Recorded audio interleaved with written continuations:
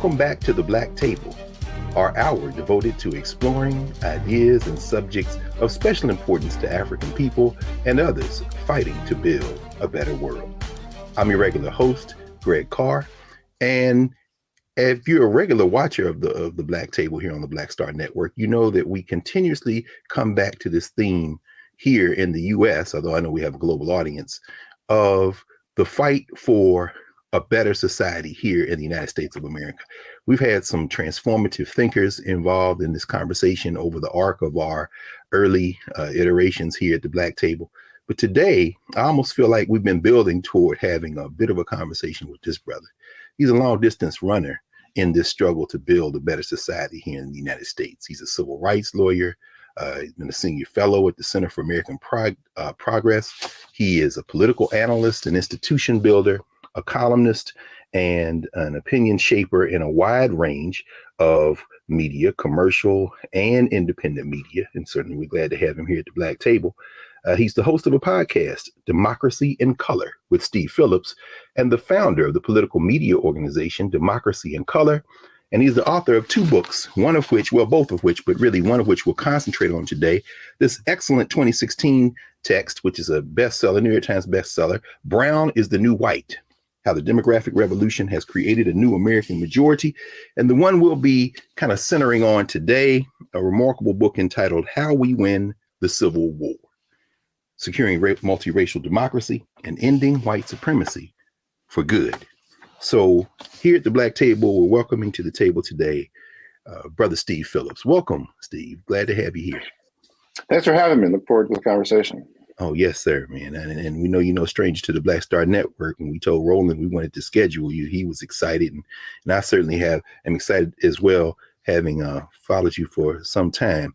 In fact, what we normally do when we talk with authors is get a little bit of a background of their personal journey. And as we were talking before we came on, like probably most of us of African descent in the United States, your folk came originally from the South. But you ended up on the West Coast for a long stretch, up to and including now. And I was intrigued even thinking about you being a young person running for the school board in San Francisco. Could you tell us a little bit about your journey and how you come to this moment? Yeah, no, I'd say I'm quite literally a child of the civil rights movement. In that I grew up my grandfather was from Mississippi, my grandmother was from Alabama, and like you're saying, like most African Americans came up to the North during the Great Migration. Isabel Wilkerson, in her book Warmth on the Other Sun, says that there was a moment where most Black people in the South, which meant most Black people in the country, had a decision to make in terms of really where they were going to go. So I grew up in the greater Cleveland area. You're saying a child of civil rights movement. They would not sell my parents the house we grew up in because they were Black. Had to get a white civil rights lawyer to buy the house and deed it over to us in Cleveland Heights, Ohio. My brother was the first Black student at the local elementary school. One of my earliest memories was as a 3 or 4 year old going to see Martin Luther King in Cleveland when he came to visit. And so, and I was the milieu of the civil rights movement really was a major factor in my life. We had different books around the house. I read all the biographies of Martin Luther King in my elementary school library. So that was a major driving force. And then my grandfather was a minister. Glenville Church of God. And so that was another shaping factor. And I was also very interested in politics from a very young age. My next door neighbor, Art Brooks, ran for state legislature. And so when I was like 8 or 10, something like that. So I had all those different elements. And then a lot of that came together for me when I was in college. So yeah, I came west to go to Stanford and to go to college. And when Jesse Jackson ran for president, all of these different pieces came together. Direct, tangible connection to the civil rights movement. He'd been there with Dr. King. That, a lot of religious language and metaphor, the whole church tradition, the civil rights and the political expression. And for a 20-year-old, Black kid, it was all very compelling. And so that was a major influence. And I like to say I've been trying to build the small R rainbow ever since. And that's really what's kept me involved and engaged. Ran for the school board in San Francisco. We then created the first super PAC in the country when Obama ran in 2006. And so I've been on this journey to try to manifest what I had got a taste of during the Rainbow, that when the old minorities come together, they comprise a new majority. And I do believe that that arc is where politics is at and where it's going. And I've tried to illuminate that in both of my books. Thank you, Steve. That, I mean, man, just that snapshot, I think, is so telling. And particularly since, you know, having come of age during that period, and then you empty all of that grounding, all of that kind of imagining, all that institution building as you narrate the institutions, including the Black church. You mentioned an uncle who's a journalist, those Black institutions emptying into that will as you go into California. That Jackson campaign, I was at Tennessee State. I was a young man myself in '84. We volunteered, but you were involved at another level. And it's fascinating to hear you talk about this, because in Brown is the New White, where you really are trying to shake, among other things, the Democratic Party by the shoulders and said, stop talking and chasing these people who don't exist. You're speaking from experience. And I'm thinking about the work that you all did before we went on. We, mentioned Ron Walters, his book, Black Presidential Politics in America. I think about how he tried to say the same thing. What you all were doing was literally trying to forge a new majority.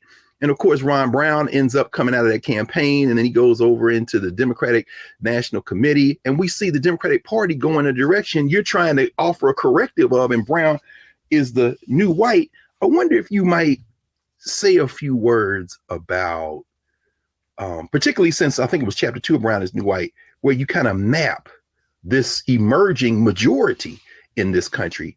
Could you say a few more words about this potential rainbow that we are literally sitting in the midst of right now? Because a lot of people hear rainbow and rainbow coalition, but particularly for young people, they might not know what that means.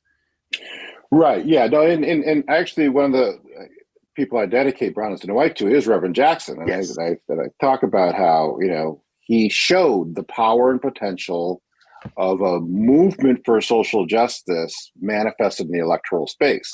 I say I was paying attention, and so it's, again, just his synthesis of it was, when the old minorities come together, they comprise a new majority. In the '84 convention speech, which at one point I knew word for word back in the day.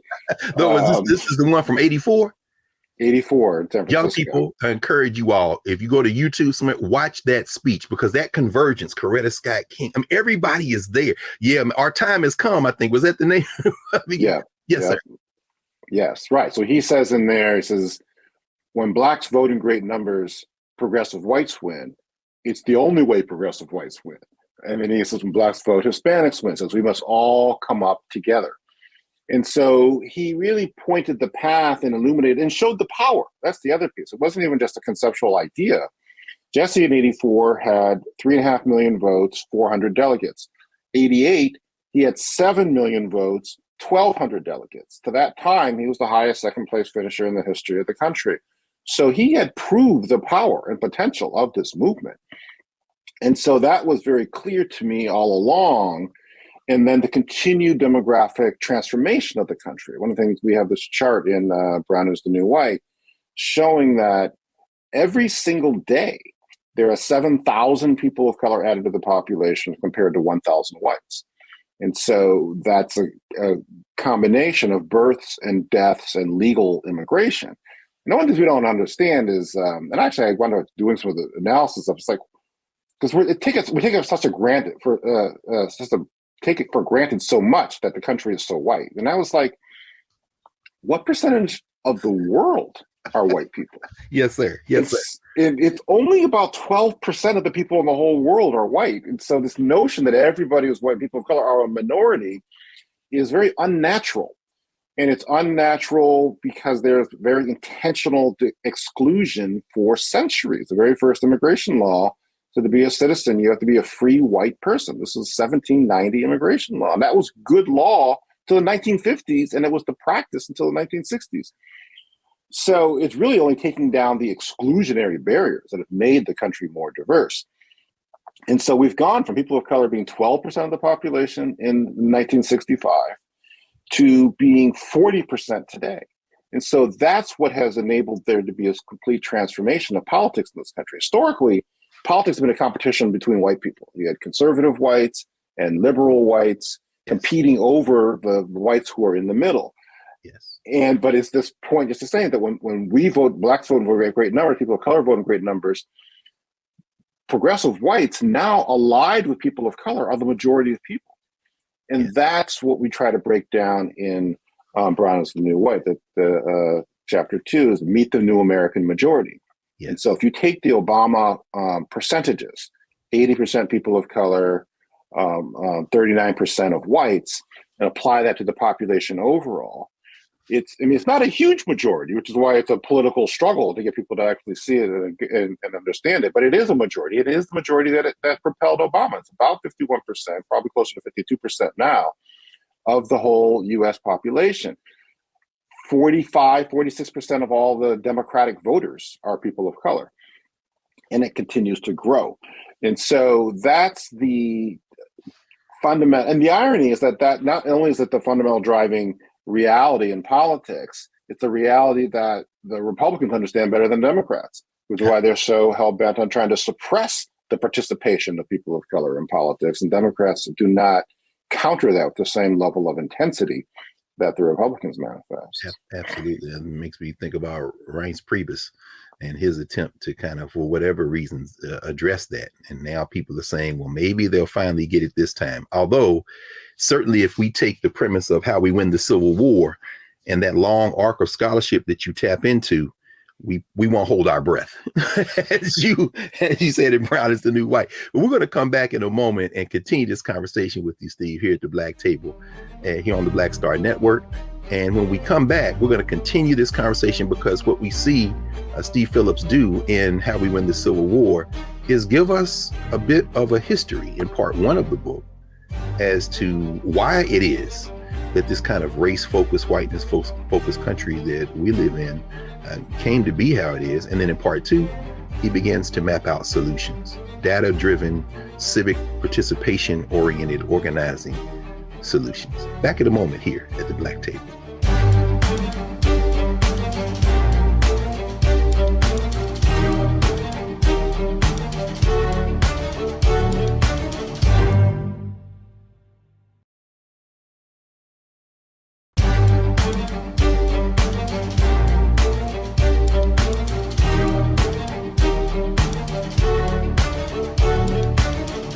Welcome back to the Black Table here at the Black Star Network. I'm Greg Carr, your host, joined by Steve Phillips, author of Brown is the New White and How We Win the Civil War. Steve, when we left, you had led us right up into the room. I want to spend just a couple more minutes, maybe, though, in Brown is the New White, because you really try to alert us to the fallacious thinking of continuing to chase this kind of race-driven, whiteness-focused, particularly these invisible white workers-focused trajectory of Democratic Party leadership. And while you're discussing demographics and talking about the changes in demographics, we know that the changing of the population isn't enough. You got to do some work. And you're very, very aggressive in trying to lay out this corrective for party politics that is still anchored and oriented around whiteness. Why is that so important? Well, it's a question of do we want to win, right? And so this is the fundamental issue in analysis. And so I actually went back and I did the number. I took the Obama percentages, right? We talked about before, 80% people of color, roughly 39-40% of whites. That coalition with that shares of the racial groups would not have defeated Reagan. There were not enough people of color in the country at the time. And so Obama's victory, which still was not, which is really why I wrote Brown is the New White, because it seemed obvious to me that this was an extension of the civil rights movement, the Jackson campaign, bringing people of color into the process. We changed the composition of the electorate and we win elections. But that people were not at the tops of the Democratic Party and the progressive movement understanding or appreciating or acting on that. Like, no, we got to still keep chasing these, white swing voters, and that's what we have to do, is moderate our politics to try to woo them in ways that were alarming to me in terms of not understanding the prescription of what had actually worked. And I would, it seems clear to me that the years since Obama's election have only further affirmed that when you have high turnout, and high turnout of people of color in particular, that's the way to go about winning elections. But that's not, and I don't know why it's not people. I think it's a multiple set of reasons. I mean, some of it is people's own implicit bias in terms of they gravitate towards white voters, the most important voters, obviously. There was one of my favorite stories in 2018 is that there was a donor who was trying to get the House Majority PAC, the super PAC that was supposed to elect House of Representatives candidates, and they wanted to give money to try to flip the House. And they went to House Majority PAC, and they asked me where to go. And I said, what about go to California, Central Valley, David Valdeo's seat. It was a majority Latino district, and it was a very close election previously. If you could increase Latino turnout, you should be able to win that seat. This super PAC told people, don't go there. There's a lot of Latinos there. They don't vote in midterm elections. We should choose someplace else to go. Wow. And so we pushed and got them to go back, and they invested in Communities for New California. It's a grassroots organization, came out of the farm workers movement, and they knocked on 30,000 doors, made phone calls, won that seat by 800 votes. Huh. But the other part of that is that's hard work. And I think that's part of the other reason why folks don't want to go in that direction is it's much easier to sit in your desk and design, TV ads on your computer than having to organize and coordinate hundreds of people to knock on doors and make phone calls. Yeah. Well, I mean, that's the only way, as you lay out in part 2 of how to win the Civil War, is really the only way to do it. But I mean, it's fascinating. It's fascinating, Steve, to think about this. I suppose we all take for granted that this country, as we were taught in school, as it exists, as we were taught in school, has remained somehow static. I'm thinking about a professor at Penn Law, Kermit Washington, has written a book called The Nation That Never Was. And he says there are basically two constitutions. There's the 1787 Constitution, and then there's the Reconstruction Constitution. And I found it fascinating because in reading your book, How We Win the Civil War, you really kind of bring out the fact that this is not only a work in progress, but you can't frame this country simply in terms of George Washington and James Madison, that it is constantly moving. The population shifts and changes, and the additions to it have transformed it generation after generation after generation. And as you say, as you lay out in Brown is New White, we want to win elections, yes, but in how we win the Civil War, though, you go deeper. You really are getting into the cultural roots, almost the existential kind of challenges faced by this kind of settler colonial nation state called United States of America. And when you frame this as a battle between those who want to hold on to white nationalism, or those who want to engage in what you call a Confederate kind of logics, Confederate moment, versus those who want to build a different kind of society, I mean, that's a transformative paradigm. Could you walk us through maybe part 1 of your book? I mean, what is that thesis? Is that really the battle of what we're facing here in this country? It very much is the battle. I mean, the I don't know, irony is not even a strong enough word. So the publisher came to me, New Presses, that published both my books. So they came to me in April of 2020. And we should know, I said before, this is a COVID book. So anybody thinking it takes 10, 15, 20 years, although you spent your whole life in this work, you did this in 2 years? Well, you say that that's a short amount of time, but yes. Well, I mean, for an analysis like this, everybody's writing COVID books, but you can't write a book like this unless you spent decades thinking about it and working in this work. But anyway, so I'm sorry. So they came to you in April 2020. April 2020. And I was saying, because of how much divisions Trump had sowed, how clearly he was, a pro-white president, I was like, well, why don't we use the metaphor, just use the Civil War as a metaphor in terms of describing this period that we're in. And that 8 months later, people carrying the Confederate flag, wearing sweatshirts saying MAGA Civil War, January 6, 2021, stormed the U.S. Capitol, hunted down the country's elected officials, built a gallows for the Vice President of the United States, and to block the peaceful transfer of power within this country. And I was like, well, this is not so metaphorical anymore.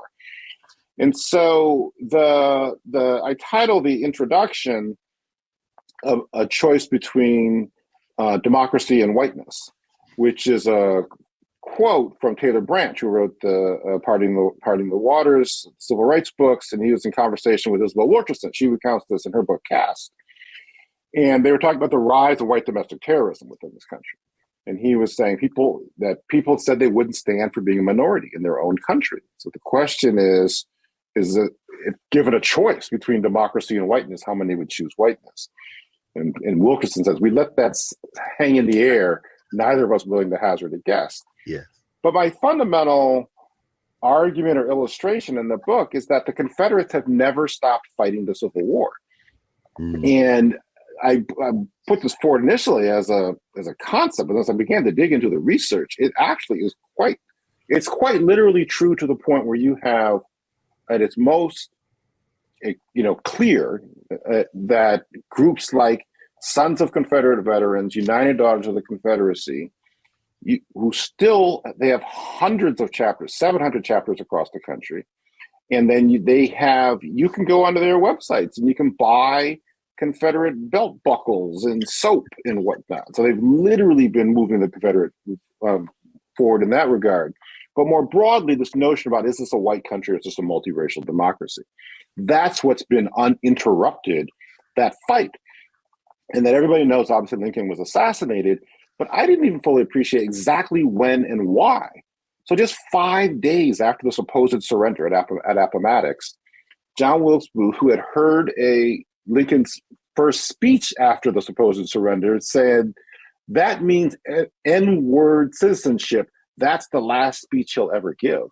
And then went and shot Lincoln at the back of the head. My God. Then you had in the 1870, after the brief period of Reconstruction, the agreement to give the South back to the slaveholders.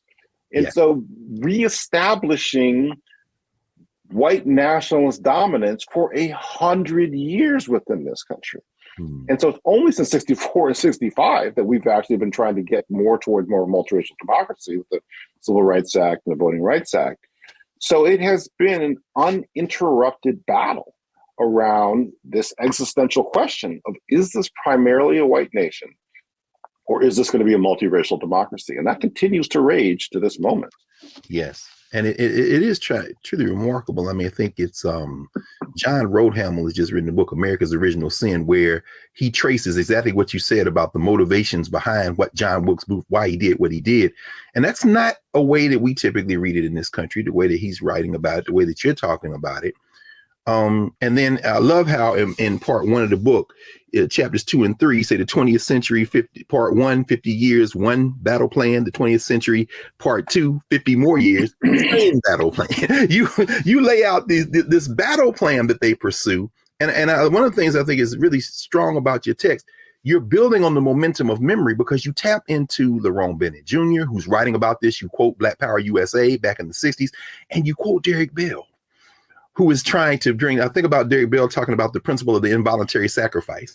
You know, Black people are not in this to necessarily save America. It's probably more of an act of self-defense. But in doing that, we're literally thinking about a society where everybody can benefit. But why are people fighting so hard against everybody benefiting, Steve? That's what I understand. You kind of lay it out, though. Well, this has been the essence of our politics. They passed these black codes in the 1600s and the early 1700s because of the rapine nature of black folks. We had to be restrained. And so this fear of black people in particular and people of color in general has been an underlying force in terms of U.S. politics and policy and culture quite literally since 1619. And so none of this is new. And so then by contrast, they try to make it seem like they're going to lose something. Rosa Parks wasn't taking her seat on the bus so that black people could ride on the bus. Right. She took her seat so that everybody could ride on the bus. Voting Rights Act wasn't just about so black people could vote, it was so that everybody could vote. But that's not the way it gets experienced. And that's certainly not the way it gets described in terms of whipping up white fear and resentment. And the concern is that if we have expansion of democracy and equality, that then whites are going to lose something. And that's the dynamic that the conservatives are fanning those flames. Yes. Well, when we come back, we want to continue this conversation, Steve, and have you walk us through the kind of process by which, as you write in the book, for 157 years since the end of the Civil War, this struggle has continued, and also walk us through the process by which we can not only fight back, but win. It's quite an optimistic book, so y'all just hold on for a minute. In a few minutes, we're going to get to the victory part. So we'll be back right after this break here at the Black Star Network at the Black Table. Back in a moment.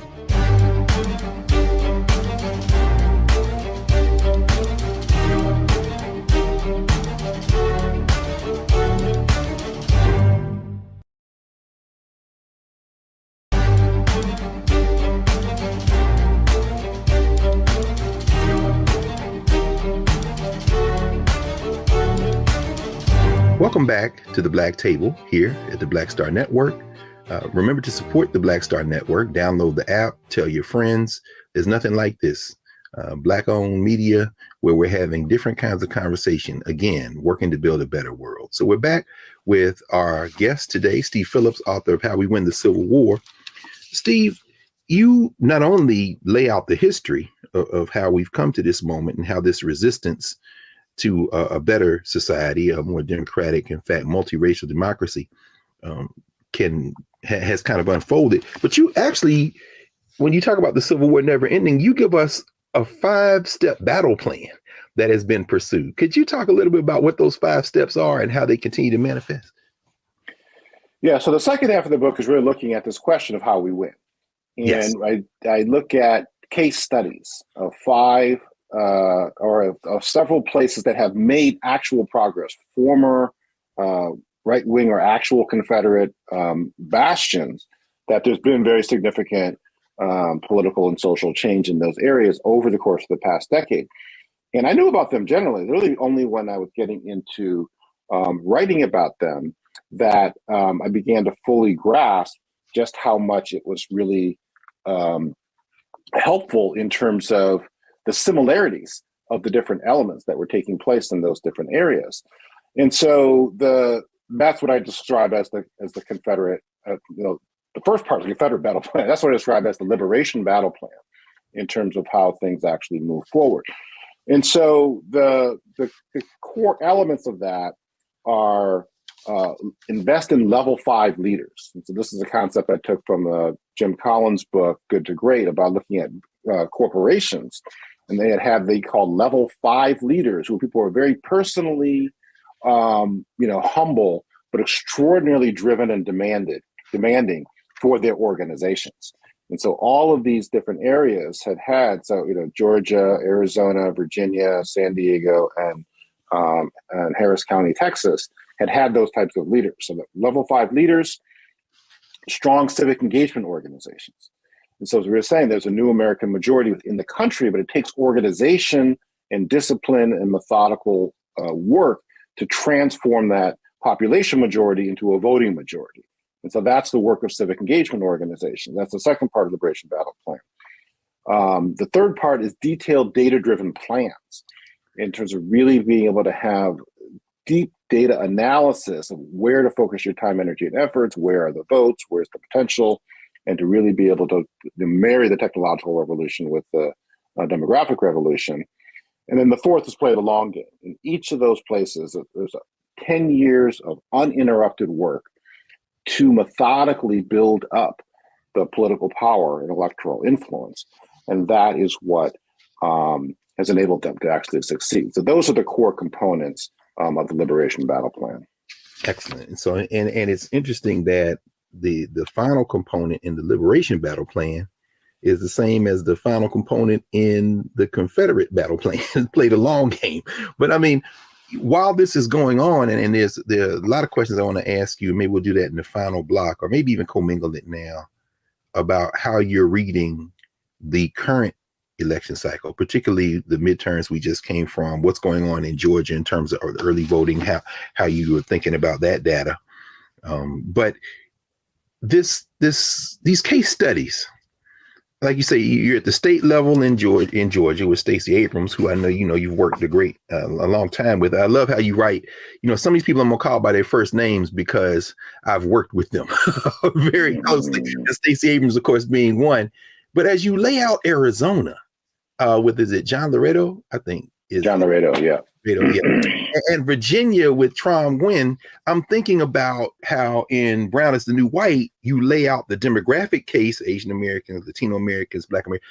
But here in How We Win the Civil War, you take the next step, as you say, you're profiling individuals who are representative of these movements, as you say, who are organizing. And as I was reading, I couldn't help but again think about your experiences with Rainbow Coalition, with the Jackson campaigns, your political organizations. What can we learn about that hard work that you mentioned in the first block that really is inevitable? We should really be embracing rather than trying to pay a bunch of consultants to carpet bomb the airwaves and things like that.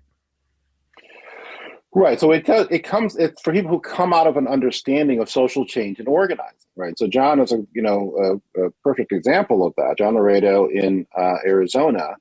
So John was the head of the state legislature, the top Democrat in the state legislature in the early 2000s.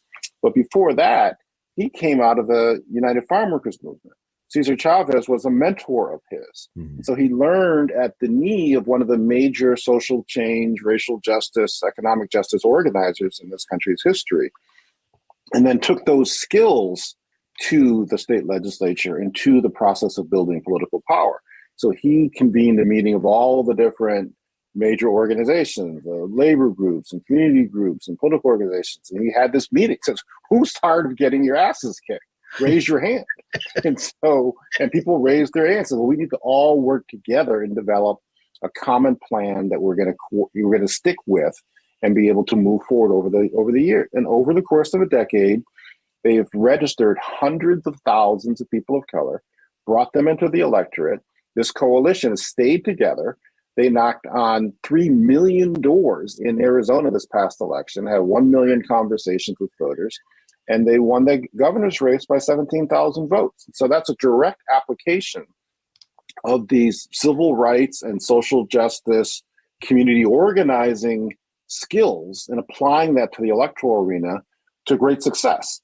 And so each of these different areas has had a similar story and a similar type of leadership who comes from these communities, who understands the nitty gritty of how do you organize and stick with it, and then how do you manifest that and translate that to the electoral process.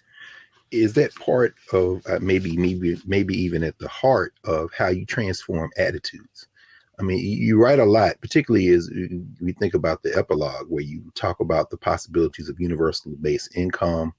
You focus on that small city in California and the young brother who was elected and where that transformed the lives of the people who were favored there to get it.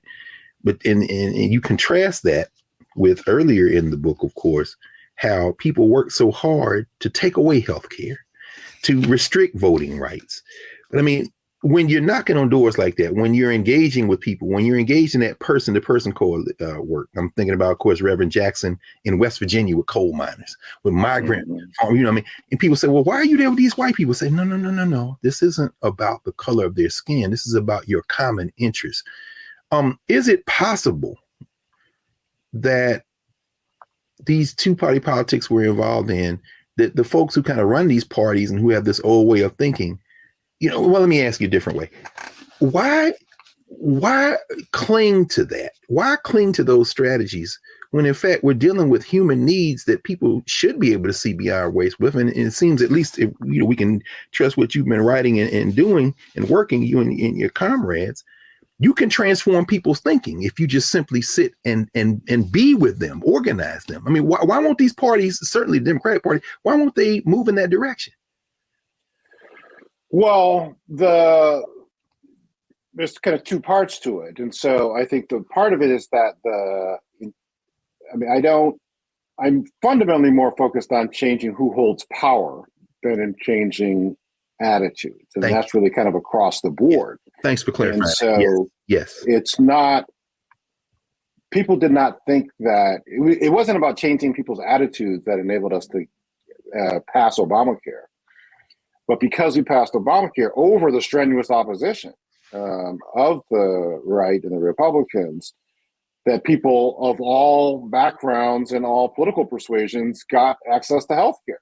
Yes. And so that's kind of how I see this playing itself out, is that they're going to resist. Like I recount a story of this guy in Tennessee who needed health care for his, I think it was his kidney disease. And he said, I'm not going to get Obamacare. He's only in his 40s. It's like, I don't want to give away, and I would rather die. And he died. And so the level of intensity, because this is an existential question, the way it has been framed in this country. I mean, if you think about the Civil War itself, right? I mean, the equivalent of 7 million people were killed as a percentage of the population. And so what would make somebody willing to take up arms and shoot your former countrymen and kill people at that scale if you didn't actually feel that your own identity, your own culture, your own way of life was in grave danger? So that's on that side of the scale. And then I think we touched a little bit before in terms of on the Democratic side. To a certain extent, people only know what they know, which is why you have to change who is in the positions of power.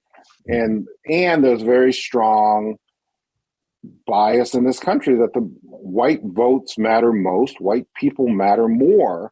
And so there's all, like, they keep having all these articles in the media about the Trump supporters and diners in the Midwest and how they're alarmed, like this whole, hillbilly elegy piece of, J.D. Vance, the dismay of white working class people, and somehow trying to put that on Democrats. And I'm like, well, where are the articles about the dismay of Black people? Because in terms of who's actually dealing with difficulties within this country, but that's not seen as that important. Yeah. And so there's just a very strong predisposition to focus in on the needs and the sensibilities of white voters among the people at the top of the Democratic Party. And as we were saying before, it's harder work to be able to get people who face lots of economic obstacles to participate in the political process than it is to just design, fancy ads on your computer, and then you can just click a button and spend millions of dollars in these different districts. So there's a inherent bias among the consultants against doing voter mobilization work, and then there's the lack of cultural competence about not even knowing how to do it and even how to even reach people of color on top of that. Excellent. In fact, when we come back, Steve, we're going to finish our final segment by you hopefully giving us some of your perspective on what we've just gone through with the midterms and how we build, as you write in the epilogue, the society we want, after having to decide, as you kind of quote there, Nicole Hannah-Jones, beginning that section, what kind of society do we want? Do we want everybody to vote? Do we want everybody to participate? So when we come back, we'll finish this hour at the Black Table with our guest, Steve Phillips, author of How We Win the Civil War, Securing a Multiracial Democracy and Ending White Supremacy for Good, here at the Black Star Network. Back in a moment.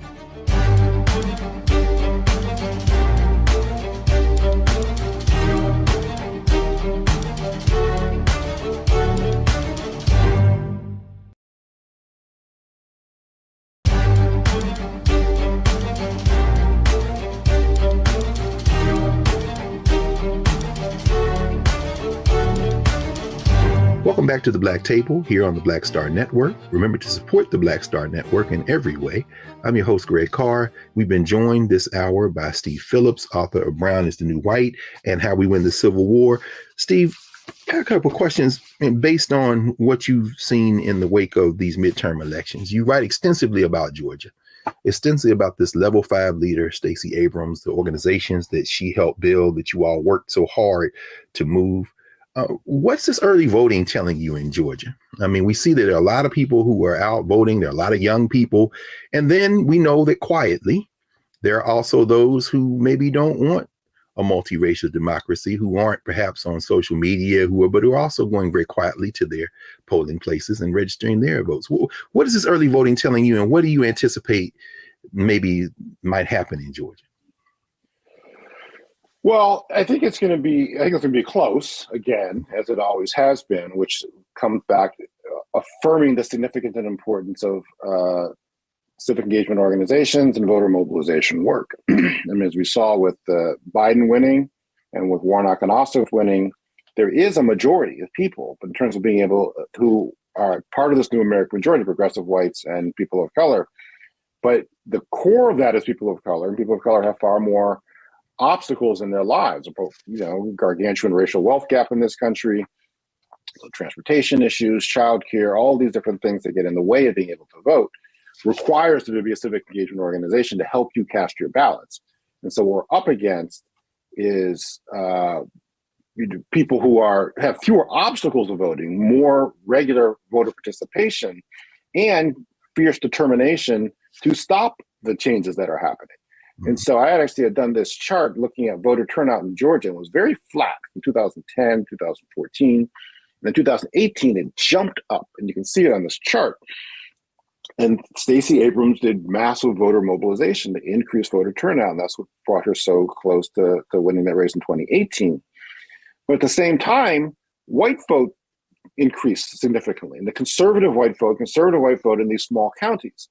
Was that just as many black folks were like, yes, we can elect Stacey Abrams governor. You had a whole lot of conservative whites saying, hell no, we're not going to have her as governor. We're going to come out and vote. And so it's this very precarious battle between, can we get more of our folks, or they're getting more of theirs to come out? So it's on the one, there's a couple factors that are in our favor for the runoff with Warnock, is that there is a very strong civic engagement organization and network of groups who do voter turnout work among all the different groups of color in Georgia.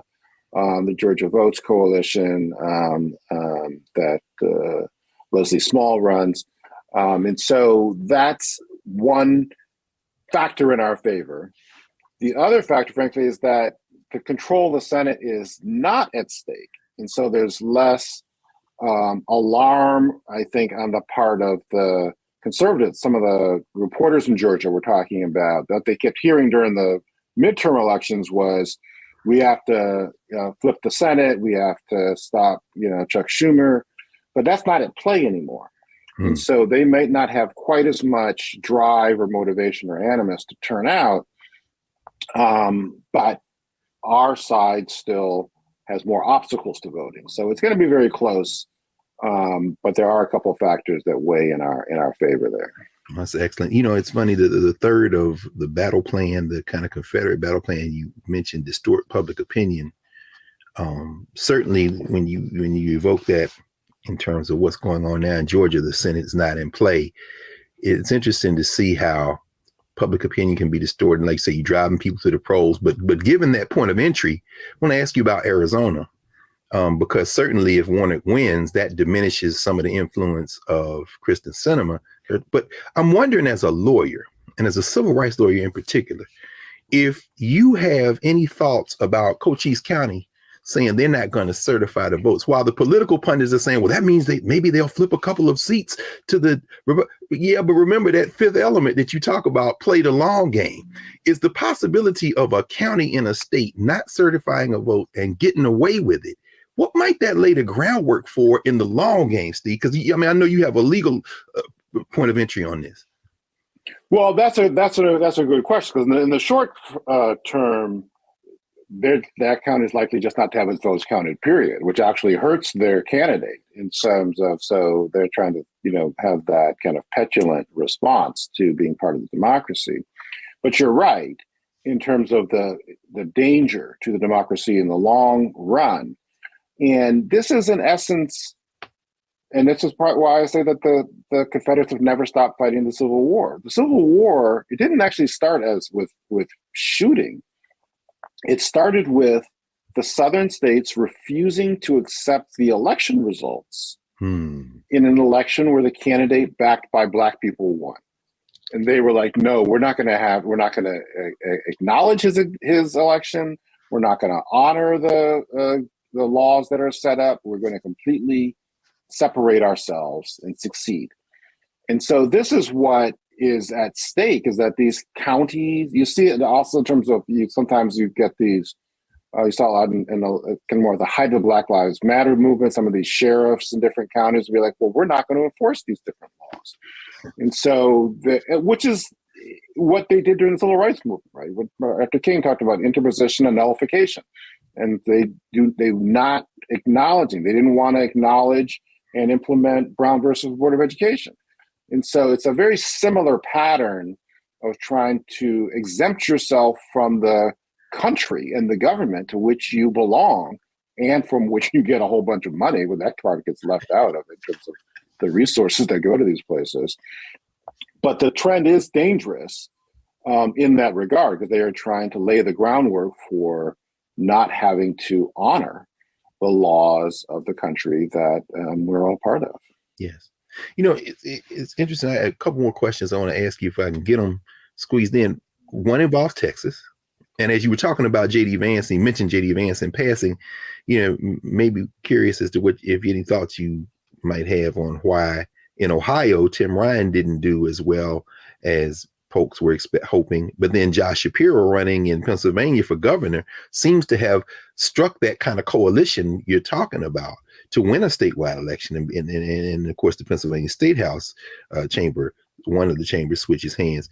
But in Texas, as you write extensively about demographics and about understanding culture and the culture, you know, what are we facing when we ignore culture and just focus on demographics? Because obviously there's no such thing as one Spanish speaking community. I mean, and we see in Texas attempts to make inroads by the Republicans among these Spanish speaking communities by appealing perhaps to this notion of values. I mean, what do we miss when we don't really dig into this question of culture and just simply think if somebody is a certain color, somehow their politics are all going to be the same? Right. Well, one of the big parts of the culture piece is that it's also a way to increase civic participation in voting in ways that could be more widespread and more influential than just doing door knocking. Is that if it gets into the culture, people are talking about it and becomes the thing to do and exciting in that regard, it's a way to boost voter participation and turnout by moving in that direction. Georgia did some of this work in 2018 and 2020, bringing hip hop artists and doing online pieces with different cultural artists and whatnot. But the other part of the culture dimension is it needs to become part of the culture. Voting needs to become part of the cultural apparatus and operation. And so the reason Texas is still largely Republican controlled is because the voter turnout numbers are so vastly different between whites and people of color. The majority, whites are just 39% of the people within Texas. And even among the eligible voters, African Americans and Latinos, the majority of eligible voters within Texas. But the voter participation levels are so low among people of color that it distorts the picture of what the state's politics actually are. And so that's part of these pieces. So we did, we have created the country's first super PAC back in 2008. We ran these ads in South Carolina, and there was an ad, it featured a conversation in a Black beauty salon, and then in among a choir at a church. So trying to connect with the cultural realities of who the community was that we were trying to reach. And we're talking about even to the extent that so much of money gets spent on ads by consultants and whatnot, they're also culturally incompetent ads. And they're not by people who come from those communities. And they'll be like, oh yeah, I resonate with that. That's going to inspire me to participate. Mm-hmm. Well, we only have a couple of minutes, but I wanted to squeeze this question in, Steve, and it has to do, and I'm glad you evoked the question of voter participation, even in the context of voter suppression, as you write about. And you contrast the United States with some other countries where there's even compulsory voting in some places, and certainly voter participation is much higher. Any thoughts about the possibility of building a new American society in a world system where we see, just like capital, money is transnational, neoliberalism, white supremacy in some ways is transnational. We see Bolsonaro in Brazil with all kind of consultants and people who come in here from the United States. and some people say in the old joke meaning that foreign policy in the United States of America is mostly bipartisan. Can the United States build a different type of society in a world without engaging the rest of the world? I mean, where would you put the United States relative to the rest of the world as you think about these things? Well, yeah, those are very good points. And people, I think there was a poster once saying that if capital can cross borders, why can't humans cross borders? Right. In terms of this level of like anti-immigrant focus, right? But I think there's different potential that we don't fully understand and appreciate. I remember I had a conversation once with Harry Belafonte, where he was talking about, can there be relationships, can there be business relationships between the countries like in South America that grow coffee beans, and can they strike deals with entrepreneurs of color to create coffee shops in the United States? Mm-hmm. And so I thought that was very kind of intriguing and out of the box way of starting to think about it. Most of the people in the world are people of color. Most of the countries, the largest countries, are controlled by people of color. So what are the opportunities for partnership with Africa, with China, in terms of being able to engage those countries with the communities of color and to start to create a broader vision of what kind of society is possible? The businesses understand it. They're talking Browning's the New White about how Starbucks had to become very culturally competent about China when it started to expand into China, which had largely been a nation of tea drinkers, but China is Starbucks is a coffee company. And so they had to engage with the people locally there. There are opportunities, and we have allies across the world who are running countries. And that's something I think that it creates potential for us to strike sister cities, sister state types of collaborations and connections that can bring to bear the potential and the strength of our sisters and brothers across the world. Absolutely. Well, brother, you talking about a whole revolution. but you've given us the pathway. I mean, like you said, all revolutions are local as well as global, and you've given us a pathway in both of these books. Steve Phillips, author of Brown is the New White, and the new book, which I encourage everybody to get, How We Win the Civil War, Securing a Multiracial Democracy and Ending White Supremacy for Good. Thank you so much, brother, for joining us for an hour here at the Black Table. We look forward to talking to you again soon. Thanks for having me on, and thanks for your work. Oh, man. Thank you. Thank you. We'll be back in a moment to clear the table and prepare for our next session here at the Black Table. Back in a moment.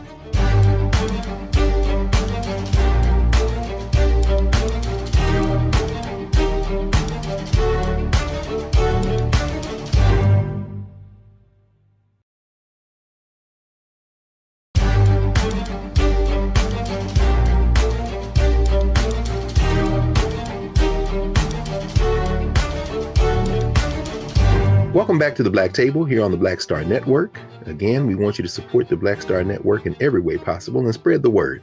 I'm Greg Carr, your host for this show on the network. And we just heard Steve Phillips lay out not only a history of the United States of America and its struggle to become something other than what it was founded to be, but also give us very concrete steps on how to build a different type of society. And as he put it in a global context there near the end, I couldn't help but think about one of his comrades, a key component of the Jackson campaigns and the Rainbow Coalition, the great Ron Walters, who wrote a book called Pan-Africanism in the African Diaspora, where he talks about these transnational relationships. And what we heard Steve Phillips do is give us not only information, but hope and inspiration and very practical steps toward building a kind of society where our common humanity overflows the boundaries of any hatreds or fears that might otherwise obstruct that common humanity. And with the climate doing what it's doing and human-induced climate change on the verge, we better get our act together soon before the ball resets and starts another species, and maybe we won't even be here to have this conversation. But we're grateful to Steve Phillips for joining us to give us a pathway to how we can perhaps avert that and a great deal more. So join us again next week here at the Black Table, and thank you for watching the Black Star Network. We'll see you soon.